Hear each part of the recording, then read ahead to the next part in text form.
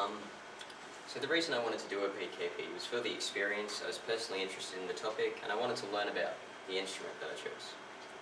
I chose the guitar because I've been playing it for a few years and I enjoy it, so I thought it might be good to spend a year just studying it in a bit more depth.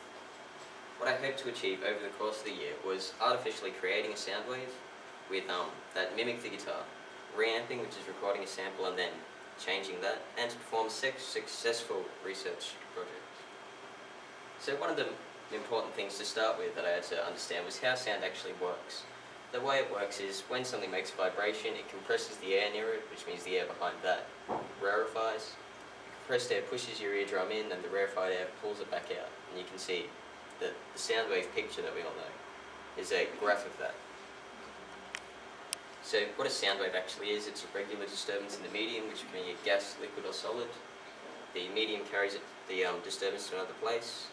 You can see here that this is a sound wave, what it would look like. The actual particles, it looks like the particles are moving, but if you look at them here near this red line which represents the guitar string, they're just staying still. It's only the disturbance that's moving. They're only moving a small way. If we highlight this red, then we can see that a bit better. The actual anatomy of the sound wave is the height of it, is how loud it is. From a crest to another crest is one wavelength, that's how we measure what the frequency is, and the distance is how long that sound wave actually lasts. And the more tight the string is, the higher the frequency is, which means the higher the sound is. So you can see here, that's that animation from before, and here's just the graph of the sound wave, compressions, and like so. So a frequency is one crest to a crest and one trough to a trough. The higher it is, the higher the tone is. Each sound frequency is associated with a particular music tone. So, for example, 110 Hz is an A. And this is the sound wave that happens in the guitar. You can see that they're moving up and down instead of side to side. And the disturbance is now the triangle, which moves to the right as well. Another thing I had to understand is how microphones and guitar pickups work. The way they work, this coil of wire moves around the magnet. See, that creates an electric current which goes into the amplifier and then is transferred back into sound. And pickups work the same way, and the magnet moves from within the coil instead of the coil moving around the magnet. And then I had to understand overtones because I was going to create my own sound wave. And the way they work is, here's the fundamental. The overtone vibrates twice as fast, the first overtone. And when they combine together, you can see that when a peak and a peak happen at the same time, it's a lot louder. When it's only one peak, it's a lot quieter. And then I had to understand pluck position so I could mimic where it was plucking on the guitar. So if you pluck it at the 12th fret, which is here in the middle of the string, you hear it's a lot different sound to if I pluck it here at the bridge, where it's a lot quieter. The reason for this is, if you pluck it at the 12th fret, you're accentuating these overtones with the middle moves. So you can see that the middle moves if I pluck it here. Whereas if I pluck it at the bridge, here, it's accentuating the overtones where the middle doesn't move and you don't get that fundamental as loud, which is why it's a lot quieter. So here's a video of that on the bass guitar because the strings are a lot heavier, so they move a lot more. You can see it a bit better. So you can see there the middle is moving.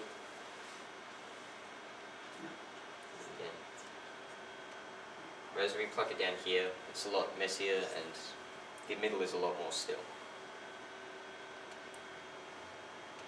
Another way of accentuating those overtones where the middle isn't moving without losing the sound is harmonics. So that's where you pluck it wherever. Well, this is what happens if you pluck it in the middle. If we freeze frame the string, it would look like that.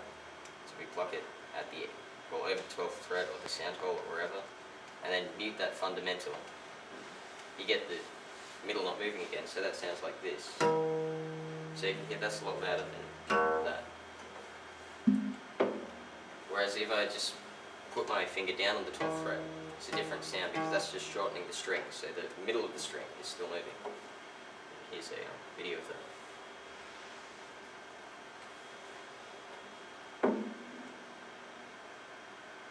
So you can see that both ends are moving around the middle, which is perfectly still. There it's a bit better. So this is just a graph of where you can get those harmonics in the guitar. The reason most people use the 12th fret is because you can see that's the loudest, but you can get them all the way along. And you get different overtones wherever you put your finger. So here are some of the note frequencies. 110 is an A, 123.5 is a B, for example. The way you figure out the next number in the sequence is you multiply it by 1.059463. The reason it's that number is because that's the 12th through to 2. If you look at this A, the next A on the graph is down here. There's 12 notes between them, and it's double the frequency, so 12th through to 2. So you figure that out. Now I knew enough to start creating sound waves. The way I started out doing this was to just create a tone by itself. This program called Edit Pro lets me do that. So if you generate that tone using an A, because then when I'm adding the overtones it's whole numbers, and we zoom in on that, you can see it's a perfect wave. Now if you listen to that,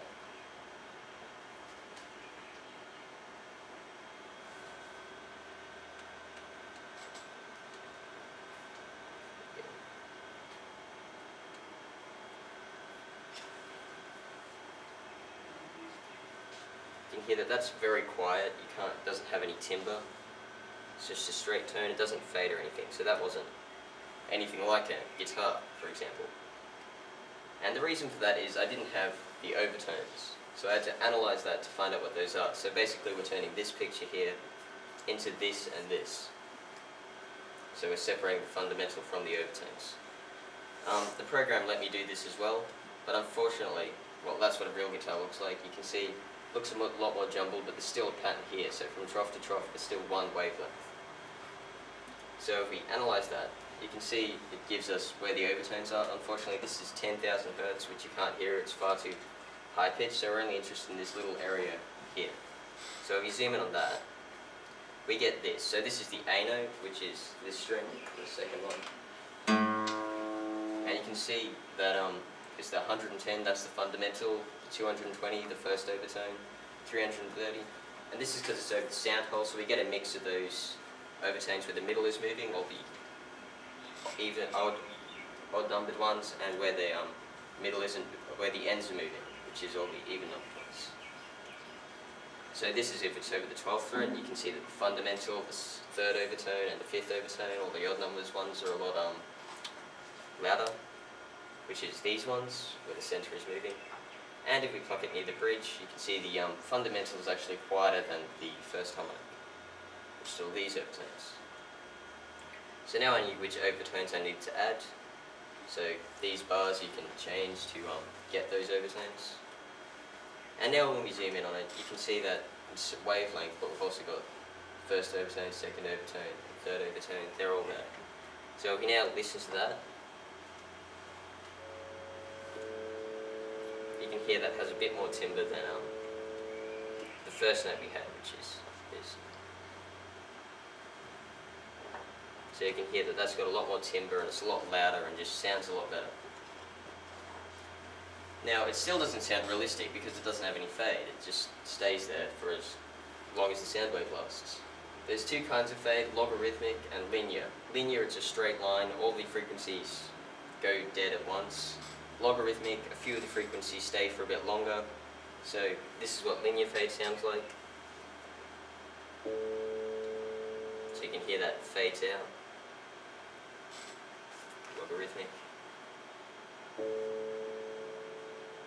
So you can hear that actually lasts for a bit longer, but it goes very quiet very quickly at the start and then slows down a bit.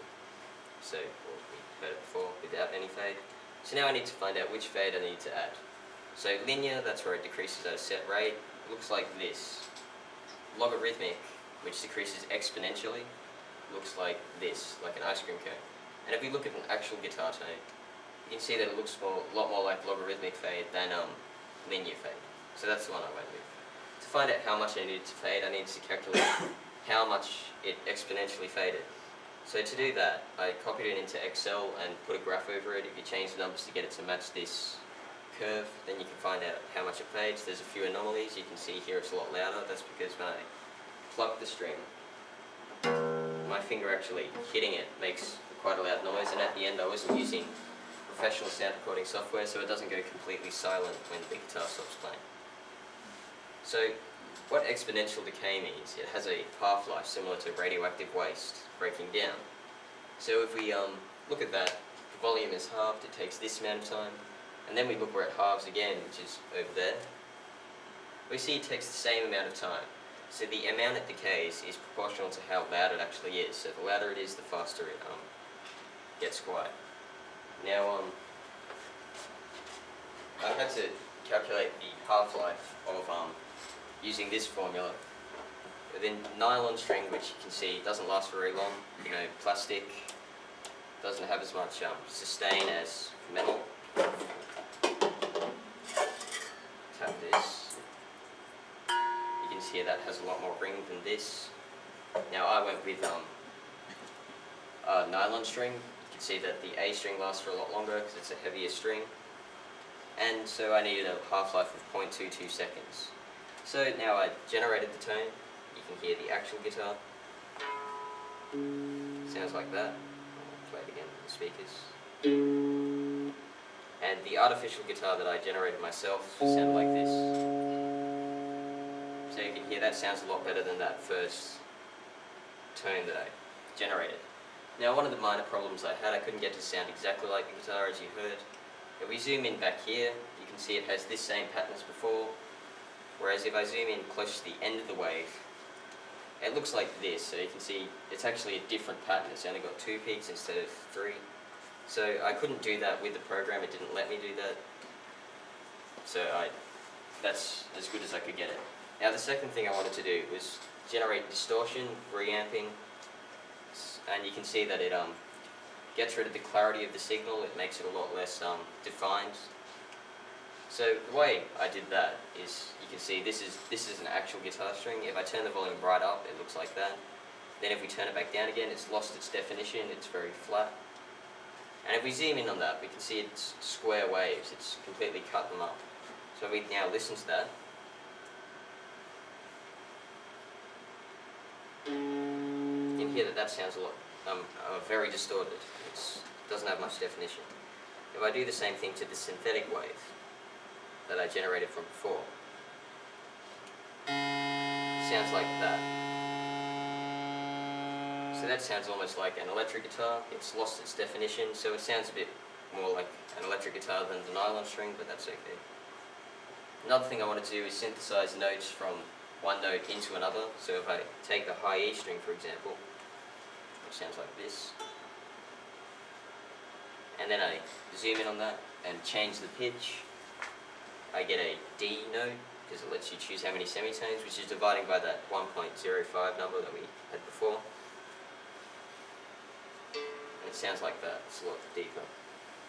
Now if I put all of those, get every note on the guitar and make it look like that, I can actually get it to sound like a strum. So that's from one real note and the rest are synthesized.